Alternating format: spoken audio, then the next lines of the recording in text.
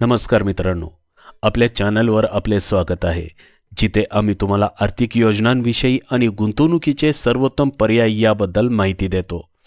आजच्या या व्हिडिओमध्ये आपण जाणून घेणार आहोत कन्झर्वेटिव्ह हायब्रिड फंड्स म्हणजे काय, एफडीच्या तुलनेत हे जास्त परतावा कसे देऊ शकतात आणि कोटक डेब्ट हायब्रिड फंडच्या प्रदर्शनाचा सखोल अभ्यास करू, ज्याने गेल्या एका वर्षात गुंतवणूकदारांना जवळपास दुप्पट परतावा दिलेला आहे। मित्रांनो, जर तुम्हालाही विचार करायचा असेल की तुमची कष्टाची कमाई कुठे आणि कशी गुंतवावी, तर हा व्हिडिओ तुमच्यासाठी खूपच उपयुक्त ठरणार आहे। चला तर मग हा व्हिडिओ सुरू करूया। पण व्हिडिओ सुरू करण्या अगोदर मित्रांनो, असेच तुम्हाला गुंतवणुकीविषयीचे व्हिडिओ हवे असतील तर या चॅनलला सबस्क्राईब करा।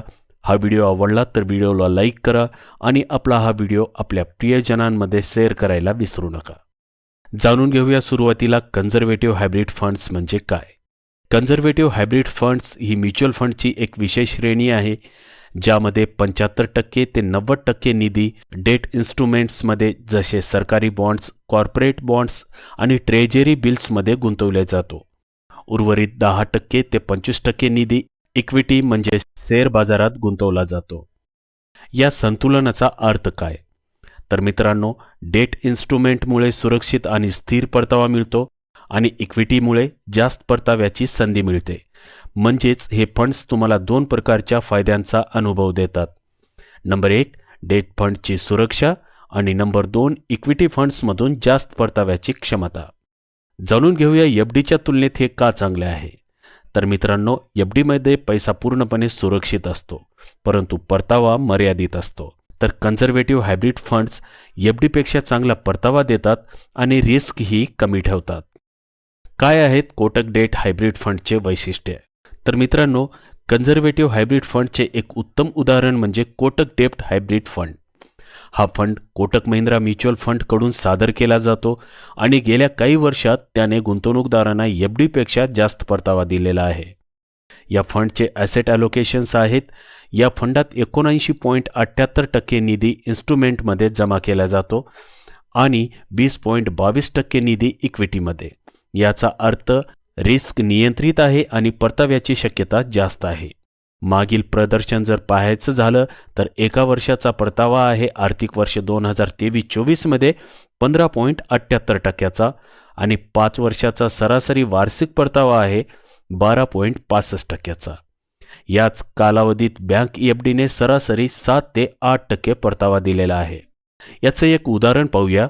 जर तुम्ही या फंडामध्ये 1 लाख रुपये एका वर्षापूर्वी गुंतवले असते तर त्याची आज किंमत 1,15,780 रुपये झाली असती। तर हीच एफडीमध्ये तुम्ही अमाऊंट जमा केली असती तर त्याची किंमत 1,07,000 झाली असती।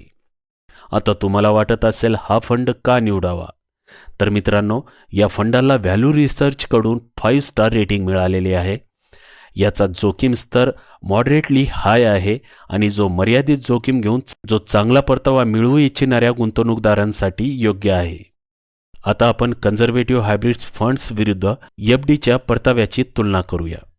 तर मित्रांनो, बँक एफडीचा परतावा सरासरी 7 ते 8% आहे आणि कोटक डेब्ट हायब्रिड फंडचा परतावा 15.78% आहे, म्हणजे जवळपास एफडीच्या तुलनेत दुप्पट आहे। लिक्विडिटी, मित्रांनो, बँक एफडी तोडल्यावर दंड भरावा लागतो, तर हायब्रिड फंड्समध्ये तुम्हाला लिक्विडिटीचा लाभ मिळतो।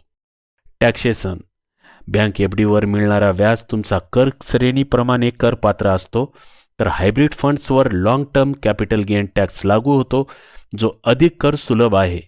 रिस्क, एफडीमध्ये कोणतीही रिस्क नसते, तर हायब्रिड फंड्समध्ये थोडी रिस्क असते, परंतु डेट इन्स्ट्रुमेंटमुळे ती खूप कमी असते। तुम्हाला वाटत असेल हे फंड तुमच्यासाठी योग्य का आहेत।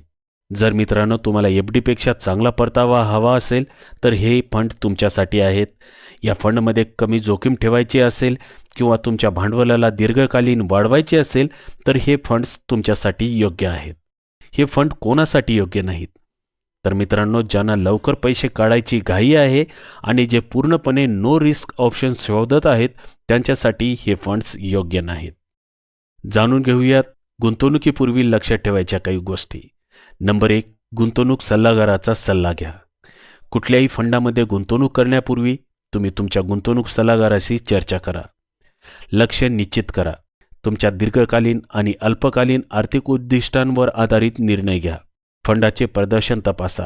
गेल्या काही वर्षातील फंडांचे कामकाज पाहणे महत्त्वाचे आहे. तर मित्रांनो, आज आपण शिकून घेतले की कन्झर्वेटिव्ह हायब्रिड फंड्स एफडीच्या तुलनेत एक चांगला पर्याय का असू शकतो. हे कमी जोखमीसह जास्त परतावा देतात आणि गुंतवणूकदारांसाठी डेट आणि इक्विटीचे योग्य संतुलन तयार करतात. पण मित्रांनो, कुठल्याही गुंतवणुकीमध्ये गुंतवणूक करण्यापूर्वी तुम्ही तुमच्या गुंतवणूक सल्लागाराशी चर्चा करा. त्यांच्याशी विचार विनिमय करून त्यांचा सल्ला घ्या आणि त्यानंतरच तुमची गुंतवणूक करा. हा व्हिडिओ तुमच्या फक्त एज्युकेशनल पर्पजसाठी बनवण्यात आलेला आहे आणि हा व्हिडिओ किंवा हे चॅनल कुठल्याही योजनेमध्ये गुंतवणूक करण्याची शिफारस करत नाही.